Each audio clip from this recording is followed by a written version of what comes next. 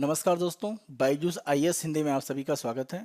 आज के हमारे दैनिक क्विज में हम गुरुवार 6 मई 2021 में जो प्रमुख समाचार है उनसे संबंधित जो प्रमुख प्रश्न है वो आपके सामने ला रहे हैं। यहाँ पर अगर हम अपने पहले क्वेश्चन पर आते हैं तो ये इंदिरा साहनी बनाम भारत संघ मामले में सर्वोच्च न्यायालय ने निम्नलिखित में से कौन से निर्णय दिए थे।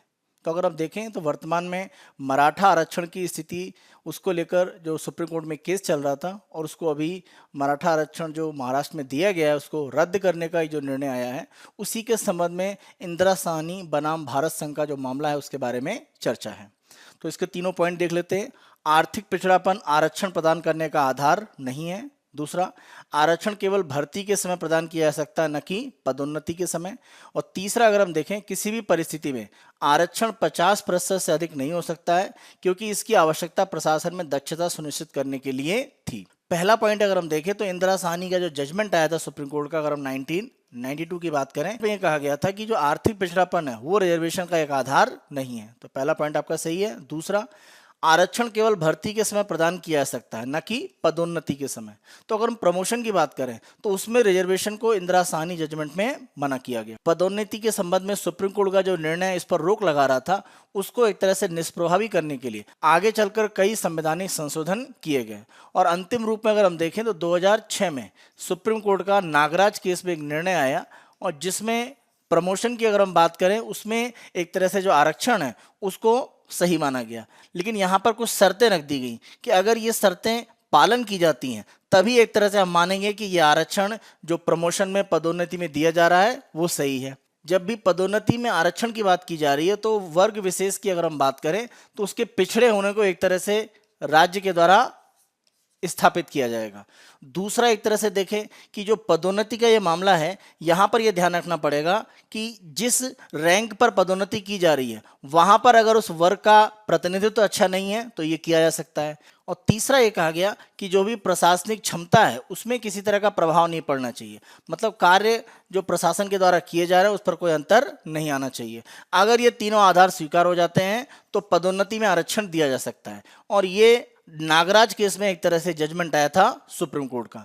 तो दूसरा अगर हम देखें तो ये भी पॉइंट सही है। तीसरे की बात करें कि आरक्षण 50% से ज़्यादा नहीं हो सकता है, इसके बारे में भी निर्णय दिया गया था, लेकिन आपको इस पॉइंट को जरा ध्यान से देखना पड़ेगा कि यहाँ पर दिया गया है से अधिक नहीं हो सकता है किसी भी परिस्थिति में। तो इंदिरा साहनी जजमेंट में ये जरूर कहा गया कि 50% से ज़्यादा नहीं हो सकता है, लेकिन ये भी कहा गया कि एक्स्ट्रा ऑर्डिनरी, यानी अगर कुछ विशेष परिस्थितियां हैं जहां पर इसे किया जाना आवश्यक हो जाता है जिससे किसी विशेष वर्ग को एक तरह से लाभ हो सकता है, तो कुछ अगर विशेष परिस्थितियां हैं तो एक्स्ट्रा ऑर्डिनरी जो कंडीशंस हैं वो एक तरह से यहाँ पर कंडीशन बना दी गई थी कि वहां पर ये हो सकता है, अन्यथा किसी भी स्थिति में इसको स्वीकार नहीं किया जाएगा। आप ध्यान रखें, मराठा आरक्षण को लेकर भी यही एक विवाद है। तो अगर हम यहाँ पर आर्टिकल देखें तो मराठा आरक्षण के मामले में 50% की जो ये सीलिंग है इसको एक तरह से सुप्रीम कोर्ट भंग करने के खिलाफ है, क्योंकि सुप्रीम कोर्ट का मानना है कि कोई भी एक्सेप्शनल सर्कमस्टेंसेस नहीं है, यानी कोई ऐसी स्थिति नहीं है जहां पर यह कहा जाए कि मराठा को आरक्षण देना आवश्यक हो गया है। तो यहाँ पर आप देखें एक ये भी निर्णय कहा गया है कि जो मराठा हैं वो प्रमुख रूप से अगर हम राजनीतिक रूप से देखें तो काफ़ी डोमिनेंट हैं या प्रभावी हैं महाराष्ट्र में। तो ये सब एक तरह से जो जजमेंट के निर्णय में भाग है वो ये बता रहे हैं कि कोई विशेष परिस्थिति नहीं है मराठा आरक्षण के लिए, इसीलिए 50% की जो सीमा है उसको भंग करने की जरूरत नहीं है। तो ये जो कहा जा रहा है किसी भी परिस्थिति में नहीं, इसीलिए ये गलत हो जाता है। अन्यथा आप ध्यान रखें कि इंदिरा साहनी जजमेंट में 50% की एक लिमिट लगा दी गई आरक्षण के लिए। वर्तमान में देखें कुछ राज्यों में ये सीमा भंग भी है, जैसे सबसे अच्छा एग्जाम्पल आप देखें तमिलनाडु, यहाँ पर 50% से ज़्यादा आरक्षण की स्थिति है। तो इसीलिए तीसरा पॉइंट आपका गलत हो जाता है, पहला दूसरा सही है, तो आंसर आपका ए। हम अपने दूसरे क्वेश्चन पर आते हैं। संविधान 102 संशोधन अधिनियम 2018 संबंधित है। तो आप ध्यान रखें कि यहाँ पर आंसर क्या है आपका बी, पिछड़े वर्ग के लिए राष्ट्रीय आयोग को संवैधानिक दर्जा प्रदान करना। अगर हम पिछड़े वर्ग के लिए राष्ट्रीय आयोग national commission for backward class की बात करें तो इसकी स्थापना 1993 में की गई थी। आगे चलकर इसमें कई बार परिवर्तन किए गए और अंतिम रूप में अगर हम देखें तो इसमें जो परिवर्तन है वो 2018 में किया गया, जब 102वां संविधान संशोधन एक तरह से पारित किया गया और इस आयोग को संवैधानिक दर्जा दे दिया गया और संविधान में एक नया अनुच्छेद डाल दिया गया, अनुच्छेद 338 बी। तो ये संवैधानिक दर्जा इसको प्राप्त हो गया, यानी 2018 से पहले आप देखें तो ये वैधानिक दर्जा प्राप्त संस्था थी, और 2018 में 102वें संविधान संशोधन के बाद इसको एक तरह से संवैधानिक दर्जा दे दिया गया और आर्टिकल जोड़ दिया गया संविधान में 338 बी। इस आयोग में अगर हम देखें तो एक अध्यक्ष होते हैं, उसके अलावा आपके उपाध्यक्ष और साथ में 3 अन्य सदस्य होते हैं। तो इस रूप में एक तरह से यह आयोग कार्य करता है। हम अपने तीसरे प्रश्न पर आते हैं। निम्नलिखित कथन या कथनों में से कौन सा या कौन से सही है? पहला, सैन्य मामलों के विभाग डिपार्टमेंट ऑफ मिलिट्री अफेयर्स का नेतृत्व चीफ ऑफ डिफेंस स्टाफ द्वारा इसके पदेन सचिव के रूप में किया जाता है। दूसरा, थल सेना, नौसेना और वायुसेना के अधिकारियों को सैन्य मामलों के विभाग में संयुक्त सचिव के रूप में तैनात किया जाता है। और तीसरा, सैन्य मामलों का विभाग सीधे प्रधानमंत्री के नियंत्रण में एक स्वतंत्र विभाग है। इस प्रश्न को हमने यहाँ पर लिया क्यों है? क्योंकि हम यहाँ पर इस न्यूज़ को बेसिकली डिस्कस कर रहे हैं। तो अगर आप देखें, आज से लगभग 1.5 साल पहले जनरल विपिन रावत को चीफ ऑफ डिफेंस स्टाफ यानी सीडीएस के पद पर एक तरह से नियुक्त किया गया था, और साथ साथ उनको सेक्रेटरी बना दिया गया था एक तरह से डिपार्टमेंट ऑफ मिलिट्री अफेयर्स का। तो मिलिट्री अफेयर्स का जो विभाग है, यानी सैन्य मामलों का जो विभाग है, उसमें वो सचिव के पद पर एक तरह से थे। तो जो भारत में चीफ ऑफ डिफेंस स्टाफ होगा वो पदेन एक्स ऑफिसो। देखिए, पदेन का मतलब क्या होता है कि आप पहले से किसी पद पर हैं तब आपको कहीं और नियुक्ति दी जाती है। तो जो सीडीएस की पोस्ट पर होगा वो डिपार्टमेंट ऑफ मिलिट्री अफेयर्स में एक तरह से क्या हो जाएगा? सचिव पदेन रूप में रहेगा। तो इसीलिए आप देखें, पहला पॉइंट क्या कह रहा है? सैन्य मामलों के विभाग का नेतृत्व चीफ ऑफ डिफेंस स्टाफ द्वारा इसके पदेन सचिव के रूप में किया जाता है। क्योंकि आप इस पद पर तो हैं, अब आपको यहां पर सचिव बनाया जा रहा है तो वो पदेन सचिव हो जाता है, यानी एक्स ऑफिसियो सेक्रेटरी। तो सैन्य मामलों के विभाग में जो चीफ ऑफ डिफेंस स्टाफ है वो पदेन सचिव के रूप में रहते हैं। इसी के साथ साथ नियुक्ति के संबंध में जो कैबिनेट कमेटी है उसने यहाँ पर आप देखें तो लेफ्टिनेंट जनरल पुरी को एक एडिशनल सेक्रेटरी यानी अतिरिक्त सचिव के रूप में नियुक्त किया है। और 3 अगर आप ध्यान रखें तो 2 स्टार रैंक ऑफिसर हैं जो तीनों एक तरह से सेनाओं से आ रहे हैं, और उनको जॉइंट सेक्रेटरी यानी संयुक्त सचिव के रूप में जो सैन्य मामलों का विभाग है उसमें नियुक्त किया गया है। तो हमारा दूसरा पॉइंट यही कहता है कि थल सेना, नौसेना और वायुसेना के अधिकारियों को सैन्य मामलों के विभाग में संयुक्त सचिव यानी जॉइंट सेक्रेटरी के रूप में तैनात किया जाता है। तो ये बिल्कुल सही स्टेटमेंट है। तो दोनों हमारा सही है।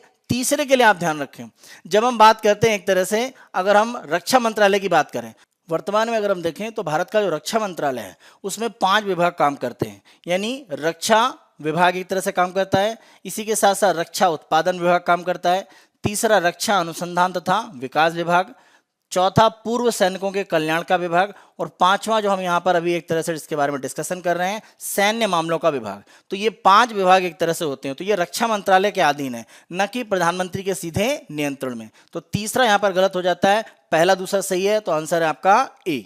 हम अपने अगले क्वेश्चन पर आते हैं। निम्नलिखित कथनों पर विचार कीजिए। एमआरआई मैग्नेट रेजोनेंस इमेजिंग में रेडियो तरंग का उपयोग किया जाता है, और सीटी स्कैन कंप्यूटेड टोमोग्राफी, इसे सीएटी भी बोलते हैं, कंप्यूटेड एडेड टोमोग्राफी सीएटी भी बोल दिया जाता है, में एक्सरे का उपयोग किया जाता है। दूसरा, सीटी स्कैन रक्त के थक्कों का पता लगा सकता है जबकि एक्सरे नहीं लगा सकता है। तो आप देखें दोनों स्टेटमेंट यहाँ पर सही हैं। तो दोनों ही यहाँ पर आपके सत्य स्टेटमेंट हैं। पहले में आप देखें तो रेडियो वेव्स का यूज किया जाता है, किसमें? एमआरआई में। तो एमआरआई और सीटी स्कैन में अगर आप सामान्यतः अंतर देखें, जब हम एमआरआई की बात करते हैं तो इसका प्रमुख रूप से मस्तिष्क के लिए, इसके साथ साथ रीढ़ की हड्डी की अगर हम बात करें, या अगर हम एब्डोमेन अपने पेट की बात करें, गर्दन की बात करें, इन प्रमुख क्षेत्रों के लिए एक तरह से उसका उपयोग किया जाता है।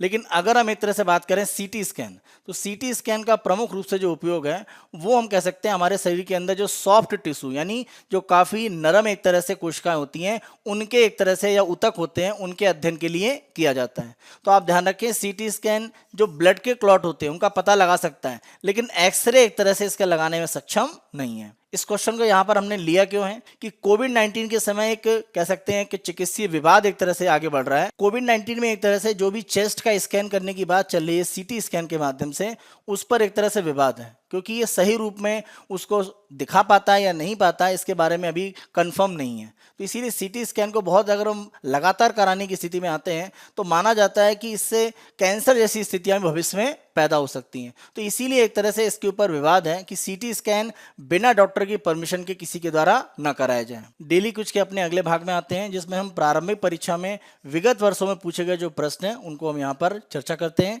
2012 का एक क्वेश्चन हम देखते हैं, ब्रह्म समाज के संदर्भ में निम्नलिखित कथनों में कौन सा या कौन से सही हैं। पहला, इसने मूर्ति पूजा के विरोध किया। तो आप देखें, वैज्ञानिक आधार पर एक तरह से वो स्थितियों को देखते थे, तो मूर्ति पूजा का एक तरह से विरोध करना या बहुदेववाद का विरोध करना, इस तरह की स्थितियों को ब्रह्म समाज के द्वारा आगे बढ़ाया गया।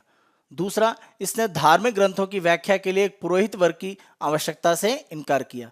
तो इनका यह मानना था कि धार्मिक ग्रंथों को किसी भी तरह से उनका अगर वर्णन करना है या उनमें क्या अच्छाइयाँ ये बताना है तो किसी एक विशेष वर्ग की आवश्यकता होगी, ऐसा नहीं है।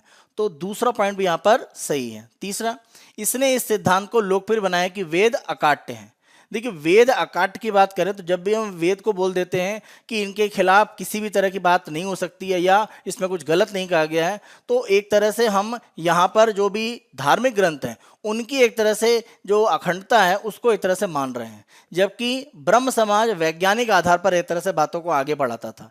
तो अगर ऐसा कुछ दिया गया है जिसके बारे में कहा जाता है कि वैज्ञानिक आधार पर कुछ परिवर्तन हो सकते हैं, तो वो एक तरह से मानते थे। तो वेद को अकाट्य रूप में उनके द्वारा स्वीकार नहीं किया गया, यानी इनमें भी कुछ सुधार करने की गुंजाइश है या संभावनाएं रहती हैं। तो ये हमारा जो तीसरा स्टेटमेंट है वो गलत हो जाता है। तो तीसरा गलत है, 1 और 2। तो आंसर आपका बी, केवल 1 और 2। आज के अगर हम प्रमुख तथ्य पर देखें तो हम एनएसजी या राष्ट्रीय सुरक्षा गार्ड के संबंध में चर्चा करेंगे। आप सभी ने इनका नाम सुना होगा, इन्हें ब्लैक कैट के नाम से भी जाना जाता है। और इनकी स्थापना अगर हम देखें तो 1986 में राष्ट्रीय सुरक्षा गार्ड अधिनियम के तहत 1986 में इनको स्थापित किया गया था। तो ये एक तरह की आतंकवाद विरोधी इकाई है और वर्तमान में अगर हम देखें तो ये गृह मंत्रालय के अधीन कार्य करता है। और प्रमुख रूप से 1986 में इसे स्थापित करने की अगर हम बात करें तो पंजाब में ऑपरेशन ब्लू स्टार और उसके बाद की घटनाओं के बाद आप देखें कि इंदिरा गांधी की जो हत्या हुई प्रधानमंत्री के रूप में, इन सब घटनाओं के बाद आतंकवाद को रोकने के लिए एक अलग से विशेष इकाई के रूप में एनएसजी का जो गठन है इसके संबंध में विचार किया गया और इसी आधार पर आगे चलकर 1986 में एनएसजी का गठन किया गया। एनएसजी में अगर हम देखें तो प्रमुख रूप से 2 इसमें समूह काम करते हैं। एक होता है special action group. Special action group में अगर हम देखें तो हमारी सेनाओं से एक तरह से जो अलग अलग कमांडो हैं वो सेलेक्ट किए जाते हैं यहाँ पर।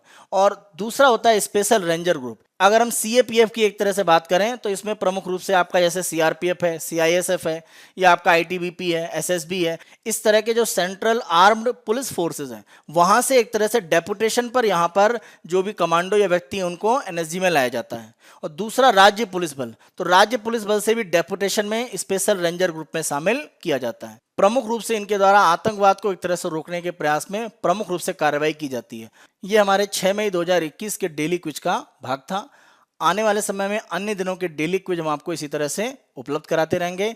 अगर आपको हमारी पहल पसंद आ रही है तो अधिक से अधिक संख्या में लाइक, शेयर और सब्सक्राइब अवश्य करें। धन्यवाद।